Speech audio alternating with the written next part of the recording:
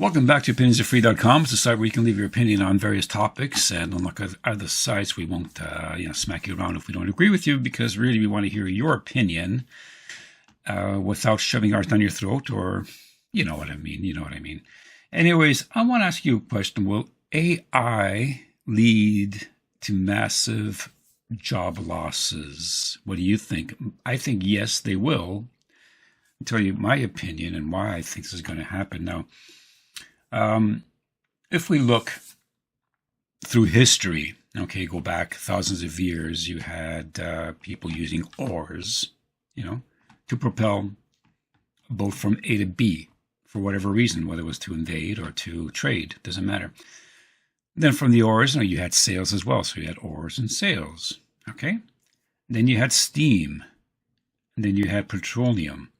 When these things occurred, it didn't take jobs away from people. It simply expanded the type of industries that were available for people to find jobs in, because you have to remember now, when they went from, let's say, oars to steam, someone had to make all those steam engines, motors, whatever you want to call them, steam engines. So there was a manufacturing line, the manufacturing industry created that had not existed before. And then when you create the petroleum-based propulsion, gasoline, whatever, diesel, again, you have to now find the petroleum, refine the petroleum, create the machinery that uses the petroleum to go from A to B and whatnot. So there's an expansion of industry, and that expansion of industry, because the population of the world wasn't that large, really, the industries expanded to a degree that was a little bit quicker than the expansion of the actual population. Okay, new industries would be created. Same with sewing machines. You know how many jobs are created by the invention of the sewing machine. Instead of just stitching your clothes, you are now able to create clothes for other people. And therefore, you had to have more cloth to create those clothes. So industry begat industry, and there was an expansion, and it was a very good expansion overall for the world, putting aside things like pollution and whatnot. Turn of the century, into the 1900s, entire fields were created that before that had just been non-existent and not even a thought in someone's head. The entire electrical service industry was created around the turn of the century, from gas lights, street lights, to electrical street lights, which means you now have to extend all of those wires. You have to create the wiring, to extend the wiring, and create the bulbs. And now you have to have a control system, transformers and whatnot, or whatever they called them back then. I know they were juggling between AC and DC, and there were fights back then. But you have to create the entire industry, and then from there it expanded to electrical services in the homes, in factories, which again increase the ability for those jobs, those industries to expand, because they had more energy at their disposal. And cheap energy was one of the greatest creators of industry, and one of also the greatest tools to combat poverty, because cheap energy helps combat poverty. Okay? That's just an opinion, but you can do a lot of read up on that. Now, it's a little different now, though, because even though, the turn of the century created the electrical industry, created at a certain point the nuclear industry, it created advanced medicine, machinery, airplanes, everything else that runs on fossil fuels and electricity, there was, again, an expansion of industry, and that absorbed a lot of the employees and a lot of available human power into those industries, where you went from agrarian lifestyle to a city lifestyle, and even the cities had to be created to house all those people. But now we got a little bit of a problem, because AI is going to displace jobs very quickly, and it's not just white collar, accountants, real estate agents, bookkeepers. Most likely surgeons will probably find that they are not going to be able to do their work, because the machines, little computers, those little robots will be able to do the work more quickly and more accurately than surgeons, than human beings who are susceptible to illness, mental illness, emotional problems, physical problems, so on and so forth. So you see the problems there. The machinery doesn't have that same problem. So you are displacing a great many workers. And unless AI industry, if you want to call it that, can create a new line of work, new industries that can absorb those populations, then you will have a net effect of more people will be out of work because there aren't any new industries being created to absorb those employees. And the population now is a heck of a lot bigger than it was around the turn of the century, from 1900s to the 2000s, or from actually the 1800s to the 1900s is probably a better comparison. All right, now you have to ask yourself a question: who controls AI? It's not the governments. See, in the past, governments controlled industry through regulations and rules that will limit where you can send your goods, what you can take in, the tariffs, the costs, and whatnot. But AI is not controlled by governments. They may say they're controlling governments, but they will not control governments. AI is controlled by the corporations that are bringing a lot of money into those governments, and the governments now essentially have no choice but to say yes, because we need the money to deal with our social programs that are, the bills are getting higher, or our debts are getting higher. We need the money from somewhere. And one of the reasons why, AI is being followed by so many, even though there are some opponents out there, very educated people, who are saying that AI could probably create more problems than it solves. And again, that's subjective there, right? When you have people like Elon Musk and whatnot warning you about AI, is it just lip service? I don't know.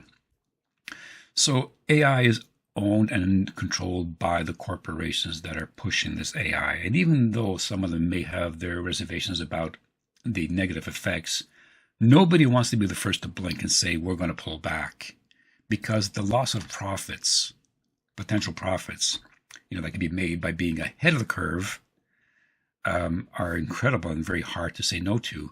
And governments like the People's Republic of China, which does own AI because it's a little different structure there, they're obviously not going to pull back, because they look at it from a national security point of view, where the controller of AI, whoever controls the AI system, and it's kind of ambiguous to say system, but let's say the system they use, which is going to be programmed to benefit them.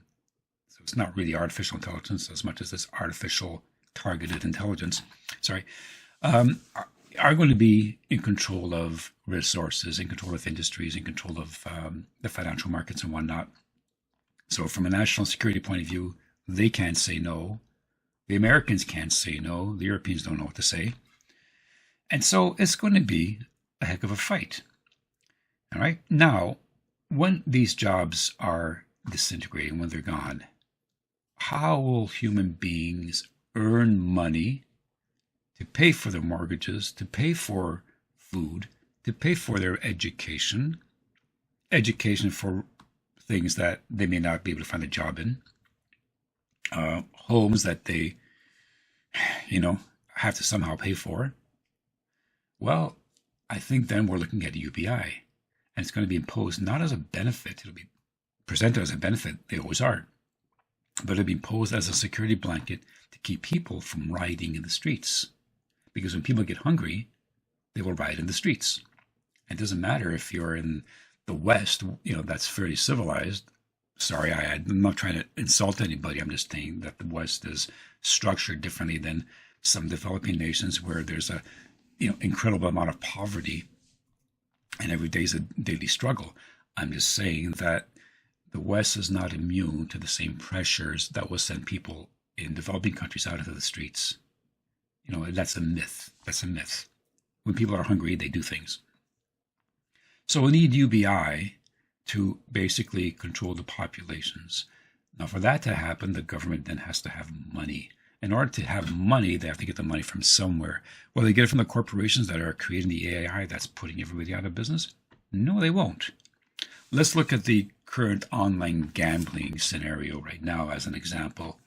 You have all these online gambling sites which are now being advertised, and they're going to suck in a certain amount of cash, a certain amount of funds and money, whatever you want to call it, from users, many of which are going to become addicted to those sites.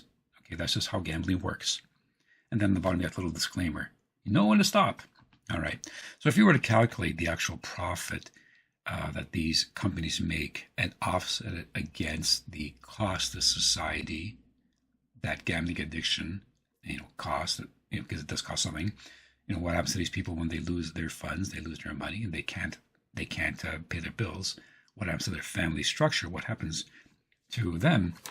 So there's a cost as well, okay? And the profits are going to be much higher than the benefits to the government through the taxes. And then the government that is making that money from the taxes, for your benefit, now has to put money to social services to deal with all the pain caused by the gambling.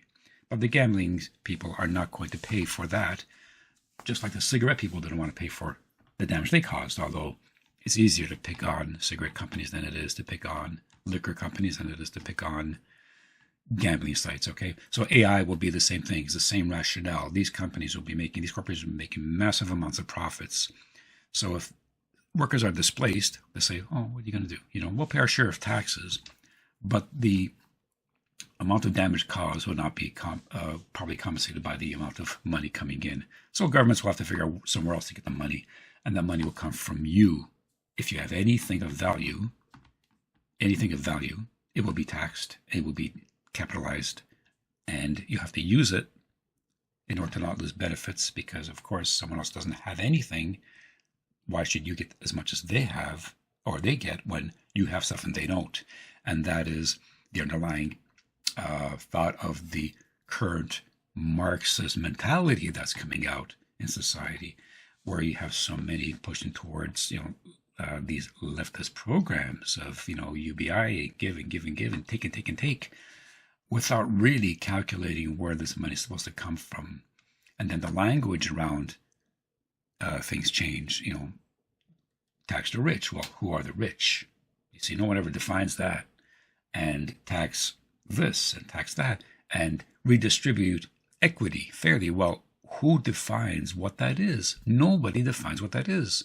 None of the politicians who are sitting on their in their offices with their $400,000 paychecks are willing to redefine wealth and equity fairness, because they know that's going to be them that are the ones that are unfair and not spreading their equity around. Okay. Anyways, let's get back on track here. So will AI lead to massive job losses? I think they will. Will those job losses lead to UBI? I think there's no other choice. And will the UBI require the government to take money from people who have earned money? Yes, except for the very, very few on top who are able to hide it. The majority of us are going to lose more than we gain. And we'll get to the point where you probably won't be able to buy or sell anything without having your well, as in China, you've got the social credit score, and that's probably going to be extended in one form or another to all countries. Where if you want your UBI, you have to have your social credit score. They'll call it something else. They'll call it citizenry score, or Make America a Fantastic Score, or whatever the hell it is. And you will have to then have that in order to not only get your UBI, but also to be able to spend it, because of course everything will be digital and there will be no cash.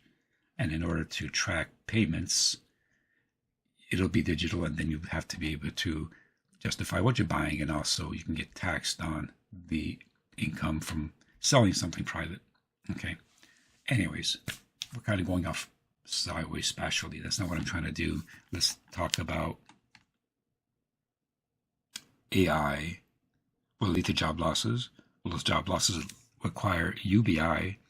And will UBI require the surrendering of your assets in order to spread that wealth around?